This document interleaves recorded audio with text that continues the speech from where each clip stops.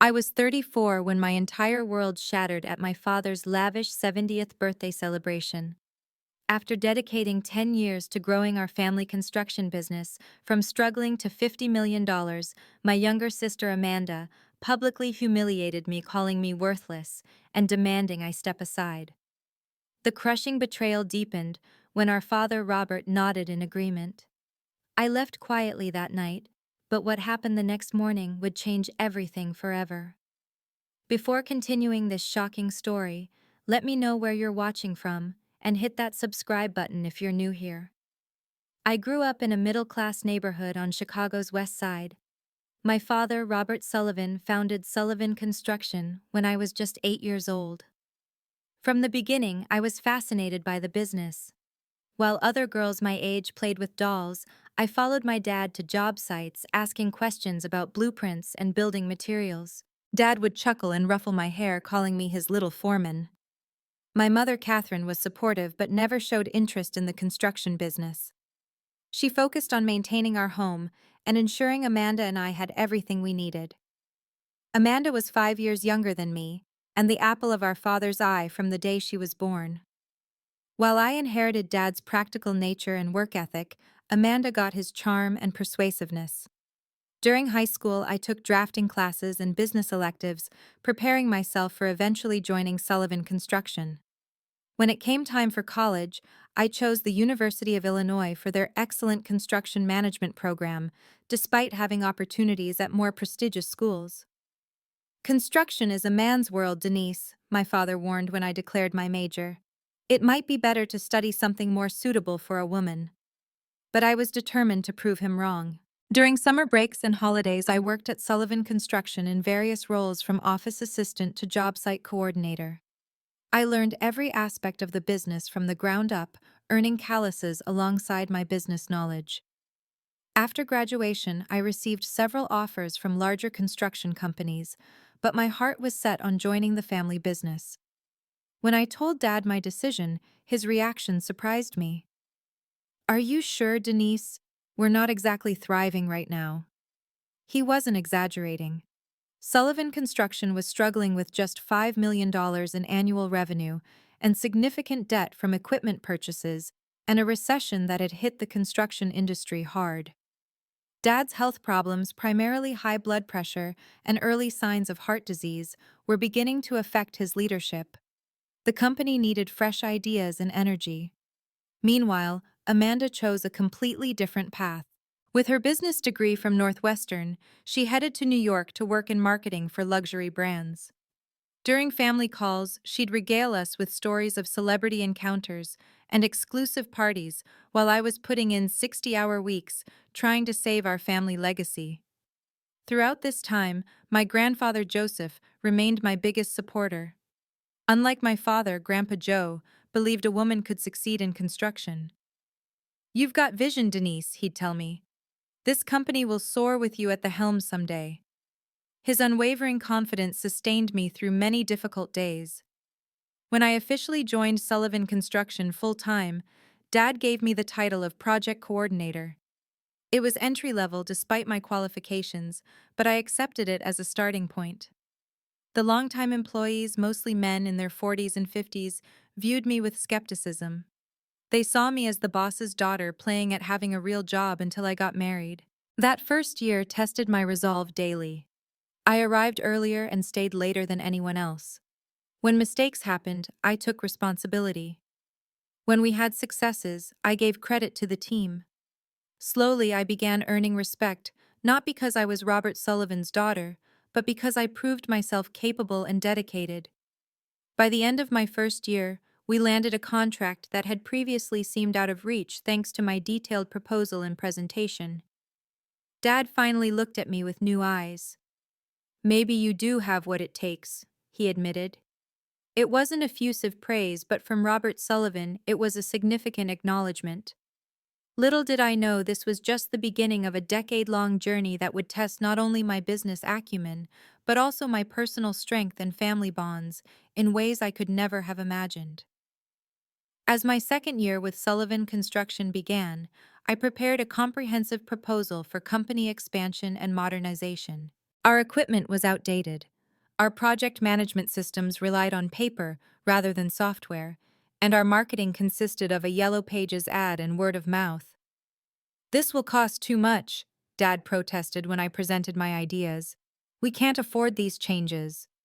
"We can't afford not to make them," I countered, showing him projections of how efficiency would improve and costs would decrease in the long run. After a week of deliberation and several heated discussions, he reluctantly approved my plan. Implementing these changes wasn't easy. Longtime employees resisted learning new software. Project managers balked at the detailed documentation I required. Dad himself questioned every expense, but I remained steadfast, working alongside everyone to ease the transition. 6 months later, we bid on our first major commercial contract, a 4-story office building downtown. Thanks to our new systems, we could offer competitive pricing while maintaining profit margins. When we won the bid, it put Sullivan Construction on the map in a new way. While the business was beginning to thrive, my personal life took a back seat. My college friends were getting married, buying homes, starting families. I was working 80-hour weeks and falling into bed exhausted each night. Dating became nearly impossible. "When are you going to find a nice man and settle down?" Mom would ask during our Sunday dinners, the one family tradition I refused to miss. "The business needs me right now." I'd answer, ignoring the look of disappointment that crossed her face. I tried dating occasionally. There was Michael, an architect we worked with on several projects, who asked me out after we completed a successful office complex. We dated for 8 months before he ended things, saying, "I feel like I'm always competing with Sullivan Construction for your attention." He wasn't wrong. Then came Stephen, a client who seemed to understand my dedication to work. Our relationship lasted almost 2 years before he accepted a job in California and asked me to come with him. I couldn't leave the business and he couldn't stay. We parted amicably, but painfully. The turning point for Sullivan Construction came when we bid on a $15 million contract for a sustainable apartment complex. Our competitors were larger, more established firms. Nobody thought we stood a chance. I spent weeks researching sustainable building practices, finding suppliers for eco-friendly materials, and developing a proposal that highlighted innovation while controlling costs. When we won that contract, everything changed. Dad looked at me with newfound respect.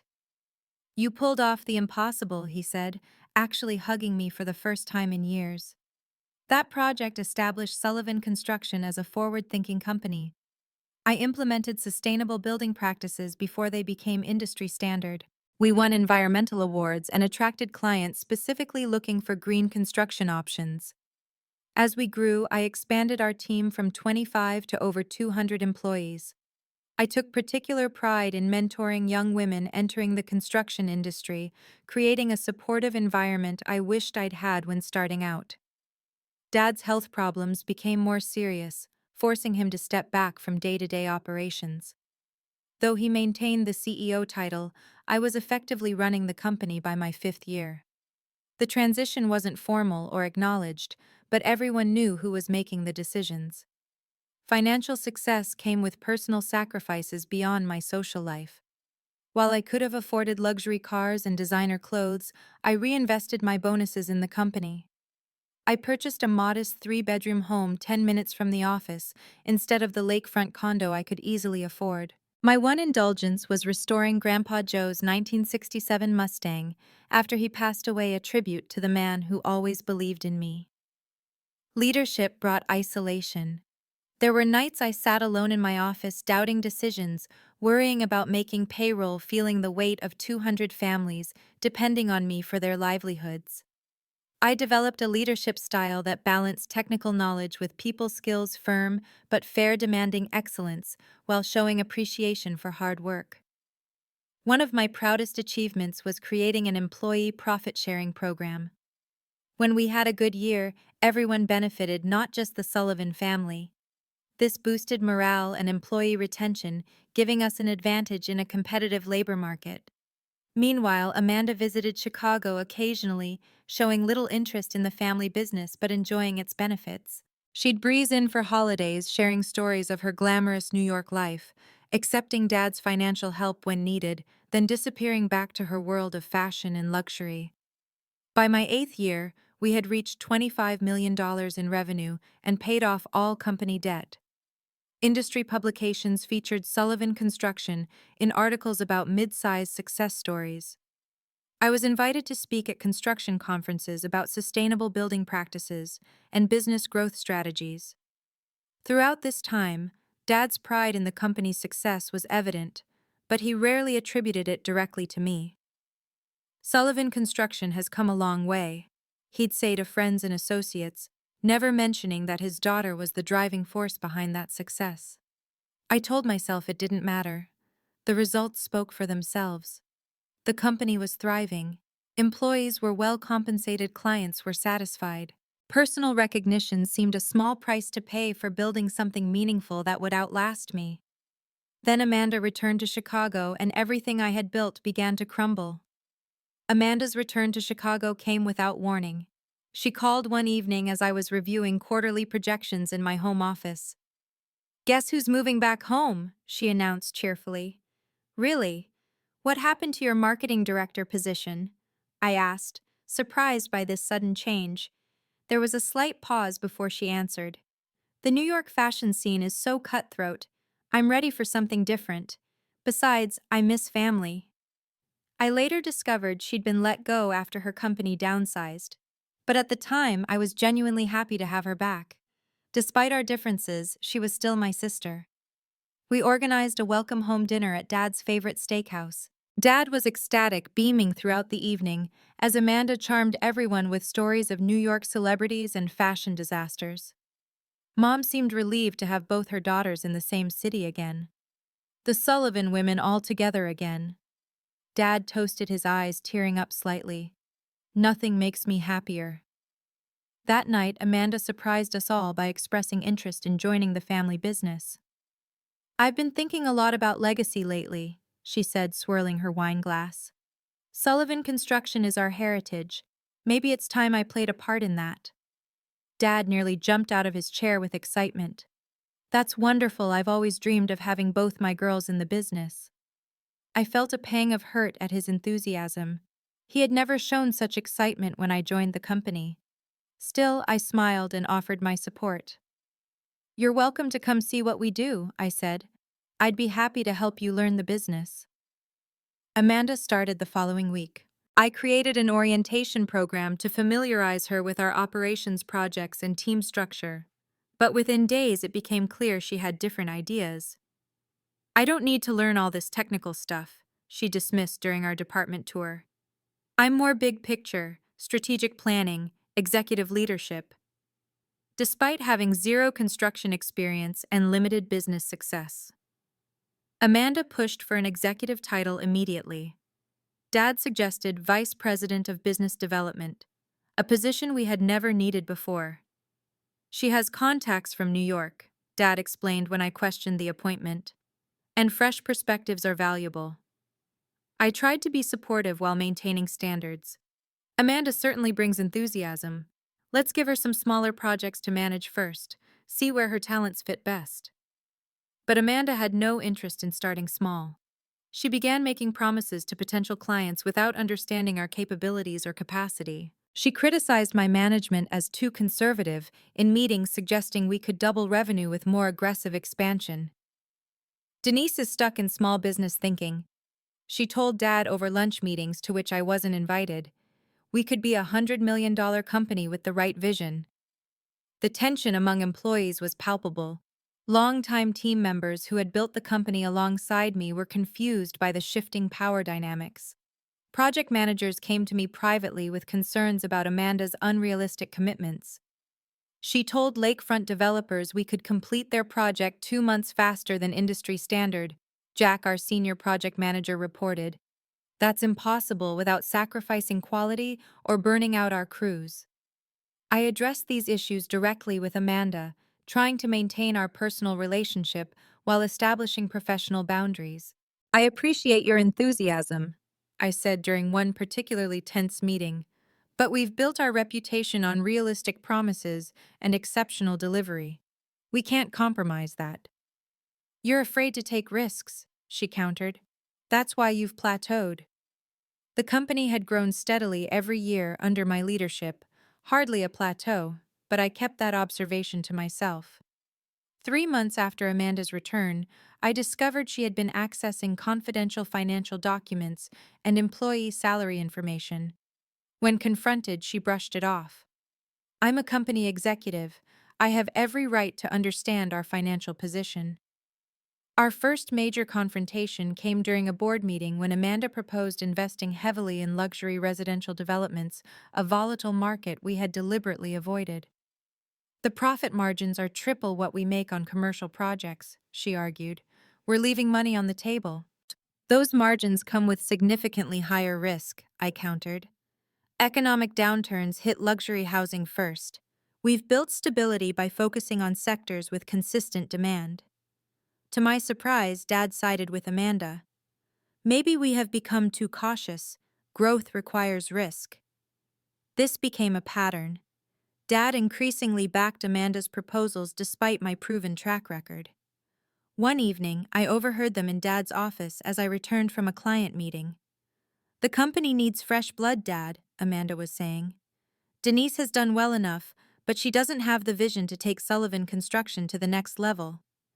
Dad's response was muffled, but he didn't defend me. Despite these challenges, I remained focused on our projects and clients.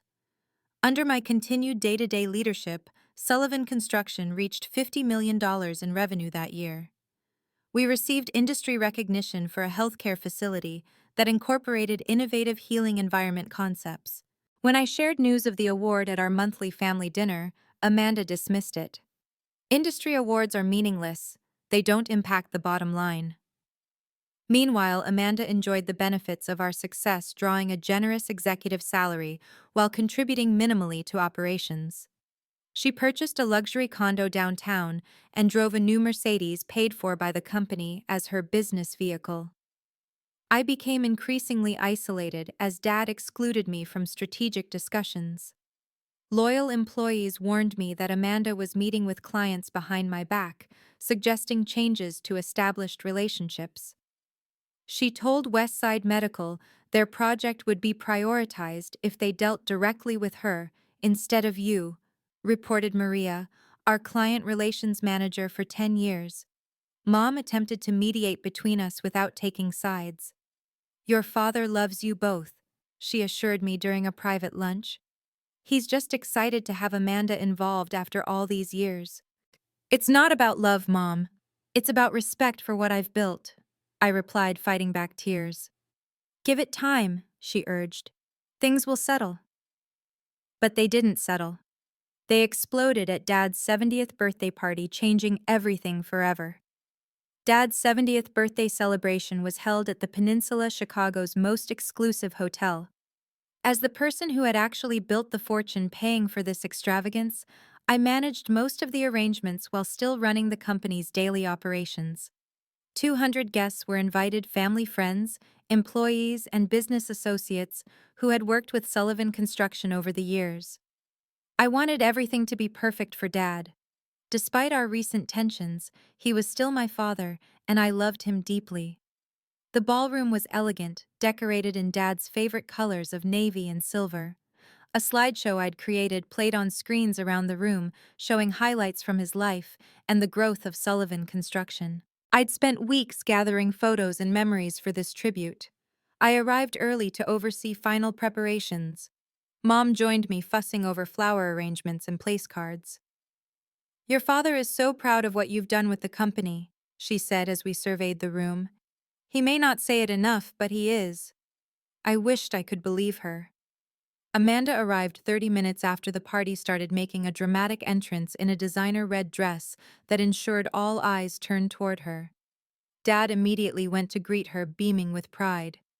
My beautiful girl, he exclaimed loud enough for nearby guests to hear. The party can officially begin now. I swallowed my hurt and continued ensuring everything ran smoothly. Throughout the cocktail hour, I mingled with guests, thanking them for coming, while Amanda monopolized Dad's attention, introducing him to some fashion industry contacts she'd invited without consulting me. When dinner was served, heartfelt speeches began. Dad's oldest friend recalled their college days. Mom spoke lovingly about their 45-year marriage. Several business associates praised his integrity and vision in founding Sullivan Construction. Finally, it was time for gifts. I had prepared something I thought would touch Dad's heart, a custom-bound photo album documenting the company's growth from his small initial office to our current headquarters, with personal notes from longtime employees about his impact on their lives. When I presented it, Dad seemed genuinely moved, flipping through the pages with interest. "This must have taken considerable time," he acknowledged. "Thank you, Denise." Then Amanda stepped forward with a small box wrapped in gold paper. "My turn, Daddy," she announced. Inside was a key to a limited edition Porsche 911 parked outside. A car I knew she couldn't really afford on her own. Dad's face lit up like a child's on Christmas morning. "You shouldn't have, Princess," he exclaimed, hugging her tightly.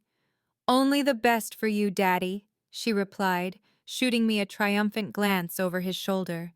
The evening proceeded with dancing and more celebration. Around 10 o'clock, Amanda unexpectedly took the microphone from the band. "I have a special announcement," she declared, silencing the room. "As many of you know, I joined Sullivan Construction this year, bringing fresh perspectives to our family legacy." Our family legacy. After 10 years of her complete absence, after careful evaluation and many discussions with my father, she continued, "We've decided it's time for new leadership to take our company into the future." My stomach dropped. I looked at Dad, who was watching Amanda with pride. "While my sister Denise has maintained the business adequately, the construction industry is changing rapidly. Companies must evolve or become obsolete. Unfortunately, some people are too entrenched in outdated thinking to embrace necessary change." The room grew uncomfortably silent. Everyone knew who she meant. "To put it bluntly," Amanda continued, her voice carrying through the stunned ballroom, "Denise has become worthless to the company's future. It's time for her to step aside." Gasps rippled through the crowd. I felt as though I'd been physically struck. Worthless. The word echoed in my mind, crushing a decade of sacrifice and achievement. I looked to Dad, expecting him to intervene to defend me. Instead, he nodded in agreement and raised his glass.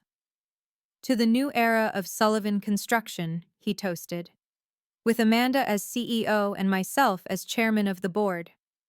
The room awkwardly echoed his toast, many guests avoiding eye contact with me.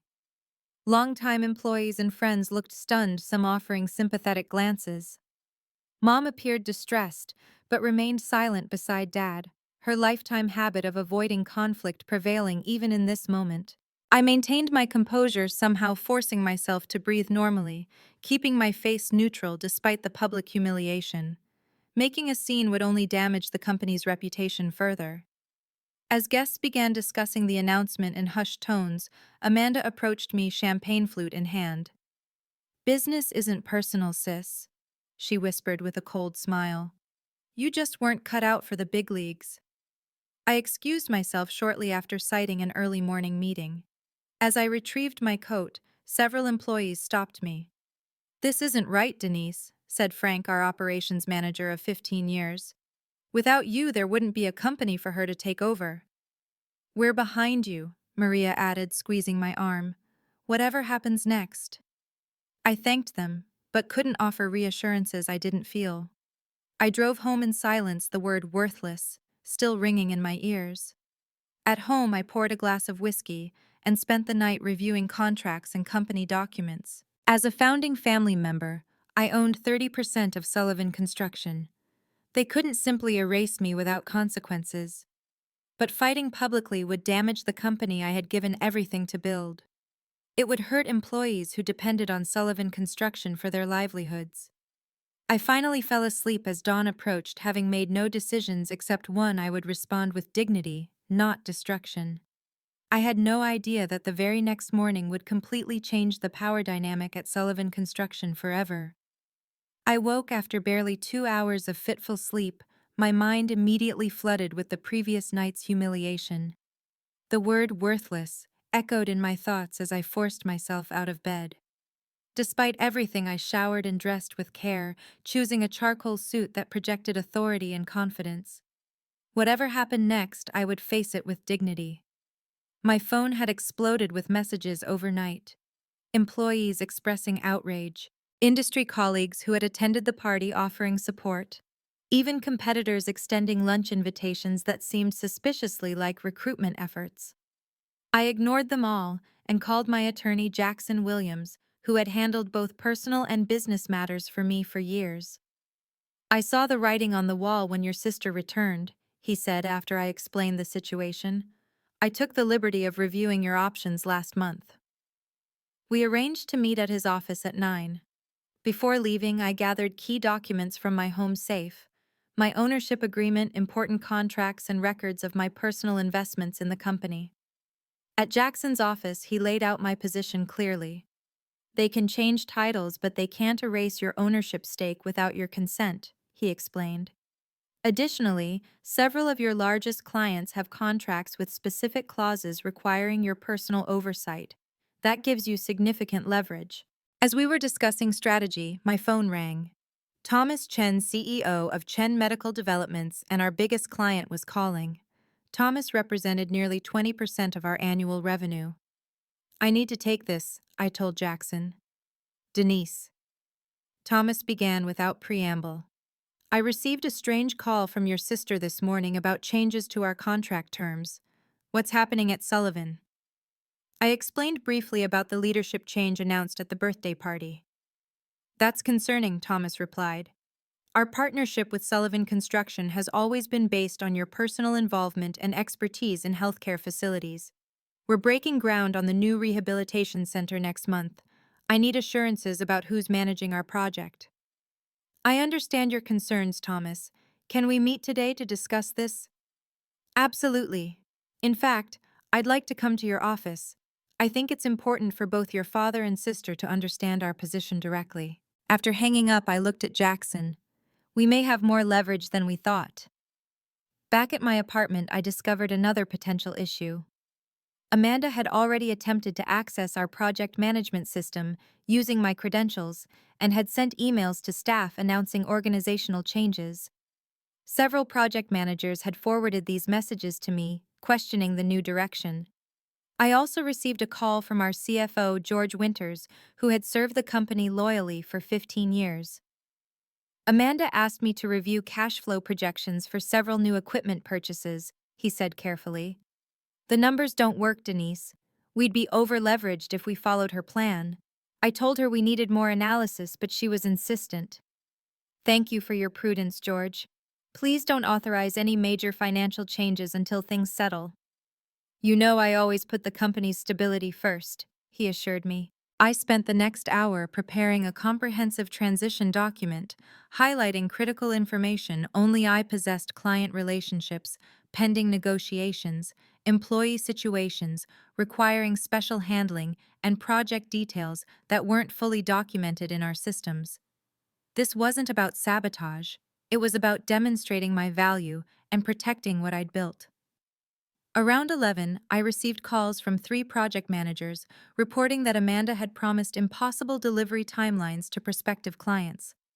One was a university science building requiring specialized knowledge we had developed under my leadership. She told them we could finish 6 months faster than industry standard. Jack Reynolds, our senior project manager, reported, "That's simply not possible with current staffing and resources." "Did she consult with the estimating department?" I asked. "No. She said as CEO she didn't need permission to make executive decisions." I was beginning to see a pattern of reckless commitments that could damage our reputation and finances. While part of me was tempted to let Amanda fail spectacularly, that would hurt innocent employees and clients. I called my former business professor and mentor, Dr. Eleanor Richards, for advice. She had guided me through difficult business decisions for years. "You're facing the classic family business dilemma," she observed after hearing my situation. "The conflict between family loyalty and business responsibility." "What would you do?" I asked. Lead with your strengths, your detailed knowledge of operations, and your client relationships. Make it clear that a hasty transition threatens the business itself. Force them to see the consequences of their decisions. After our call, I discovered a letter in my desk that I had never opened. It was from my grandfather Joseph, given to me shortly before his death 5 years ago, with instructions to open it when I faced my greatest challenge. His words brought tears to my eyes. Denise, if you're reading this, you're facing a moment that tests your character as much as your business acumen. Remember that your worth isn't determined by titles or even by success, but by the integrity with which you've built something meaningful. Stand firm in that knowledge. The truth has a way of revealing itself to those willing to see. Grandpa Joe's wisdom gave me clarity. This wasn't about my ego, or even my position. It was about protecting the company we had all sacrificed for, including the employees who depended on Sullivan Construction for their livelihoods. By noon, I had prepared everything I needed for the confrontation ahead. I drove to Sullivan Construction headquarters, ready to face whatever came next. I arrived at Sullivan Construction headquarters just after 1 o'clock. The reception area fell silent as I walked in, employees exchanging uncomfortable glances. Our receptionist, Janet, who had been with the company since before I joined, gave me a supportive smile. "They're expecting you," she said quietly, nodding toward my office. My office. At least it had been mine until yesterday. Now Amanda sat behind my desk, rearranging the items on its surface. She looked up with surprise when I entered. "Denise, I didn't think you'd show your face today," she said, leaning back in my chair. "I've already started clearing out your personal items." I noticed my awards and photos were indeed boxed up in the corner. The wall that had displayed our company timeline showing our growth under my leadership was now bare. "We need to talk, Amanda," I said calmly. "There's nothing to discuss. The transition is happening. Dad and I made the decision weeks ago." She gestured dismissively. "You can work with HR on your separation package." "Where is Dad?" I asked, ignoring her statement. "Meeting with the executive team to announce the changes. He should be finished soon." As if on cue, my father appeared in the doorway, stopping abruptly when he saw me. He looked tired, the celebration from the previous night having taken its toll. "Denise, I didn't expect you today," he said, echoing Amanda's sentiment. "We need to talk," I repeated. "All three of us, in the conference room, now." Something in my tone must have conveyed my determination, because Dad nodded slowly. "Give us 15 minutes to finish up the current meeting." Exactly 15 minutes later, we gathered in the main conference room. Amanda looked annoyed at the delay to her takeover plans. Dad seemed uncomfortable but resolute. "I know last night was difficult," Dad began, "but business decisions can't be based on sentiment. The company needs fresh direction." "Fresh direction doesn't mean discarding a decade of successful leadership and relationships," I responded evenly. "But I'm not here to argue about titles. I'm here to discuss the practical realities of what you've set in motion."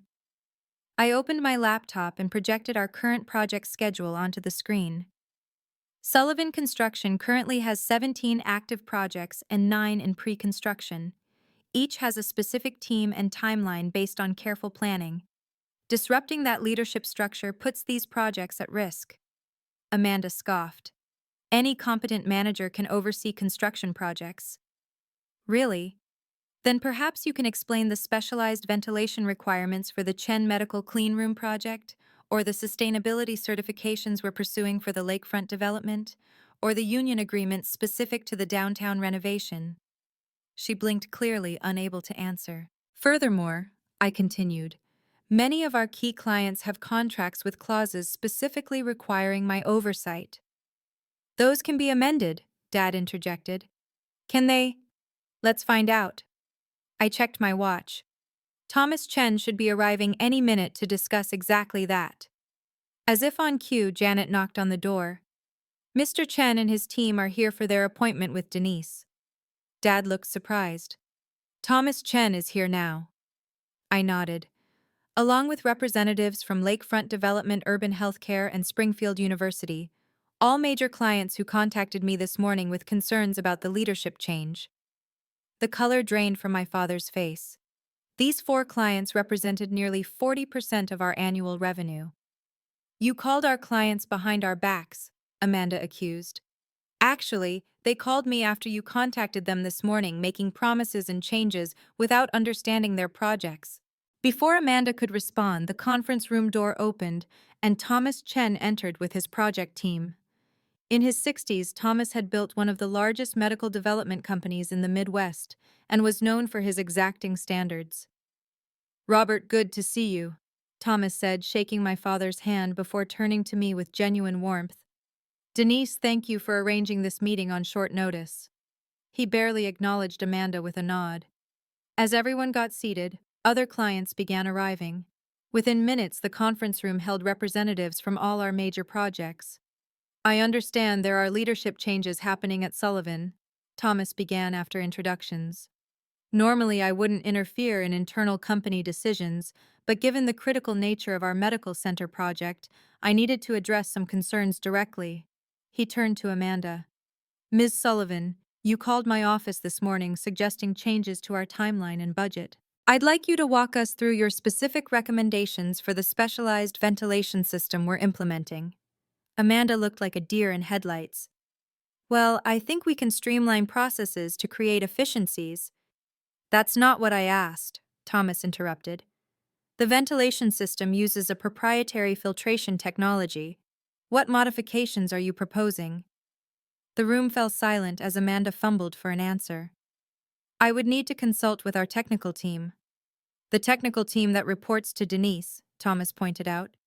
"The same Denise who personally worked with our engineers to develop the custom solution for our facility." Dad shifted uncomfortably in his seat as Thomas continued. "Robert, I've known you for 20 years and respect you greatly, but our contract is with Sullivan Construction under Denise's leadership. Her expertise in healthcare construction was a primary factor in awarding you this project over larger competitors." Other clients voiced similar concerns. The university representative emphasized the importance of the sustainability initiatives Denise had championed.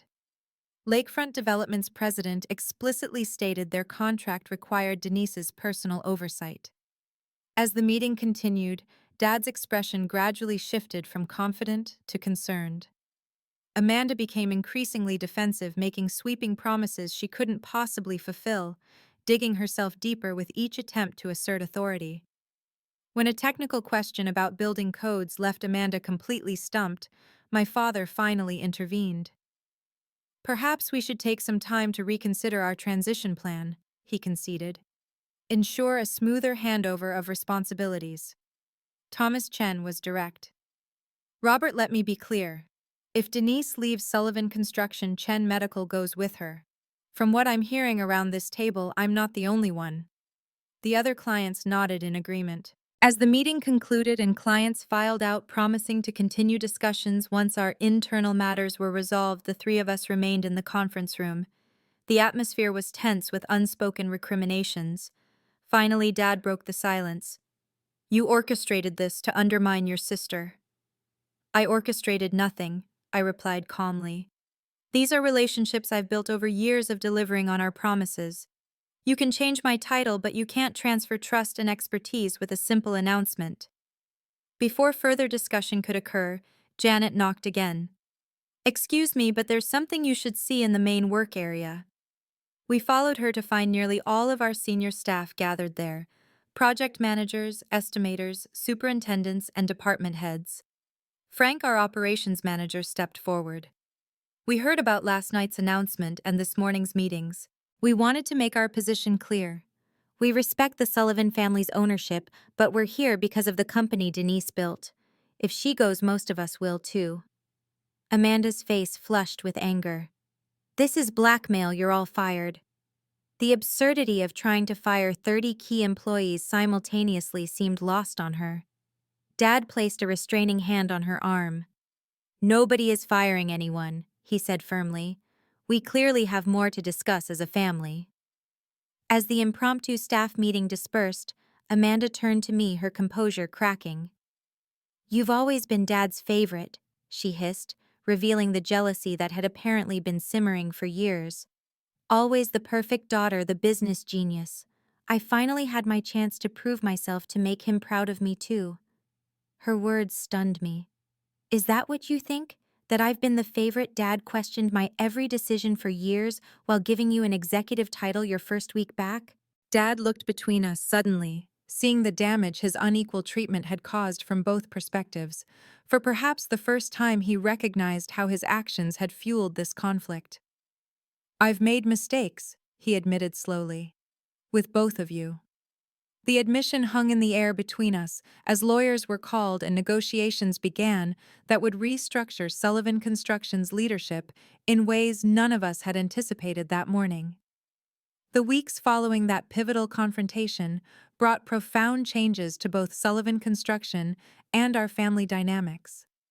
After 2 days of tense negotiations involving attorneys on all sides, we emerged with a new company structure. I would return as CEO, Amanda would become Chief Marketing Officer, focusing on client acquisition and public relations, and Dad would transition to an advisory role as Chairman Emeritus. The arrangement wasn't immediately comfortable for anyone. The first executive meeting with our new structure felt like navigating a minefield. Amanda sat stiffly across from me, still processing her failed takeover. Dad occupied his chair at the head of the table more out of habit than authority, occasionally starting to issue directives before catching himself. Old habits, he would mutter when I gently redirected the conversation.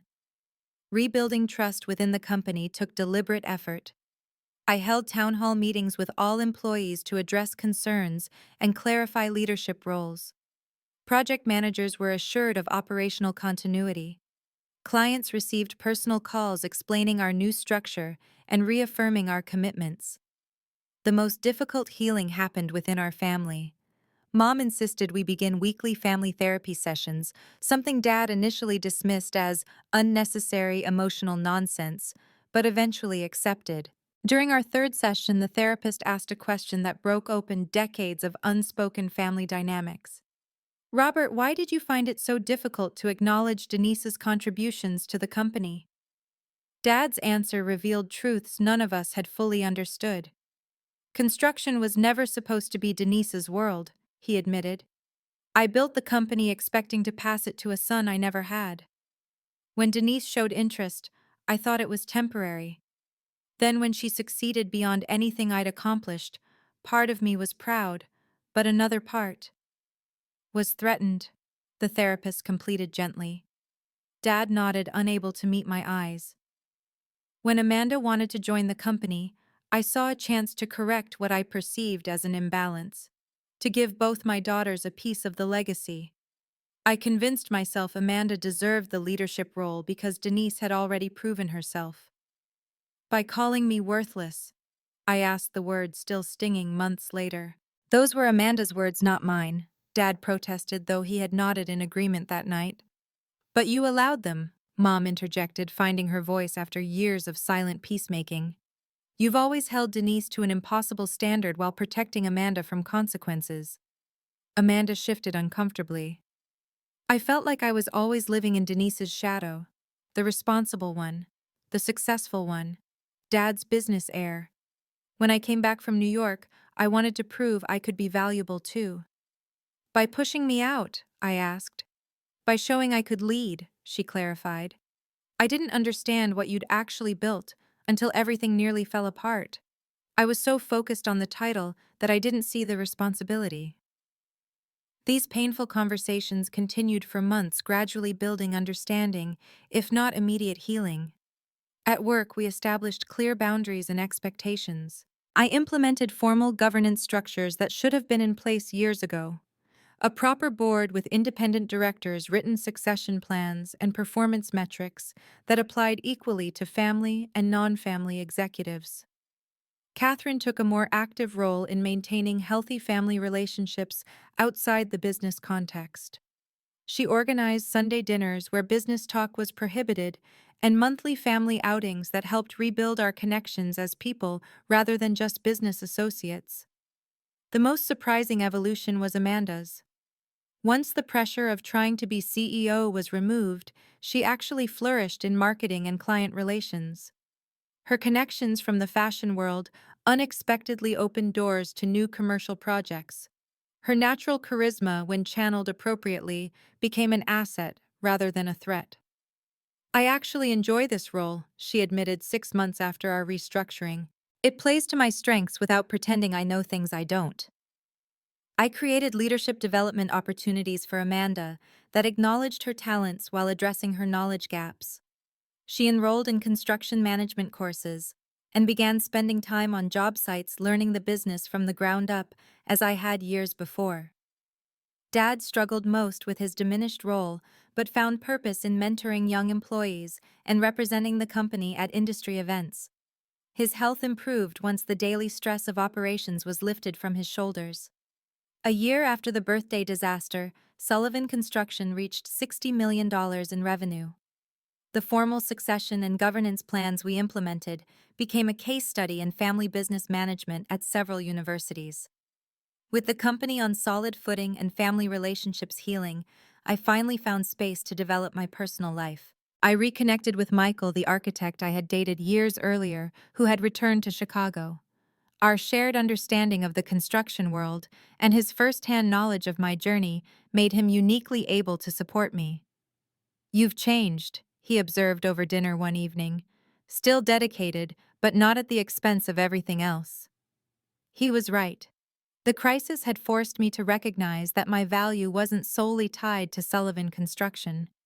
I established boundaries around my time, delegated more effectively, and actually took vacations. For the first time, I could imagine a future that included both professional fulfillment and personal happiness. Michael and I began building a relationship with intention and mutual respect. On the anniversary of Dad's 70th birthday party, we gathered for a family dinner at home rather than an elaborate event. As we sat around Mom's dining table, Dad raised his glass. "To Sullivan Construction's true foundation," he said, looking directly at me. "Denise, your worth to this company and to this family can never be measured. I'm sorry it took nearly losing you to recognize that." The word worth hung in the air, reclaiming power from the worthless accusation that had started our painful journey a year earlier. Amanda added her own toast. "To learning the difference between titles and leadership, and to having the right people in the right roles." Later that evening, Dad pulled me aside and handed me a small box. Inside was his founder's ring, inscribed with the date he started Sullivan Construction. "This belongs to you now," he said simply. "You're the true founder of what the company has become." I wear that ring today as a reminder that our worth isn't determined by others' recognition, but by the integrity of our actions and the lives we impact. Being called worthless ultimately led me to claim my true value, not just in business, but in life. Have you ever had someone underestimate your worth only to find your greatest strength in that challenge? Share your experience in the comments below. And if this story resonated with you, please hit that subscribe button and give this video a thumbs up. Your support helps me continue sharing these personal journeys of resilience and growth. Thank you for being here with me today, and remember, your worth is never determined by someone else's inability to see your value.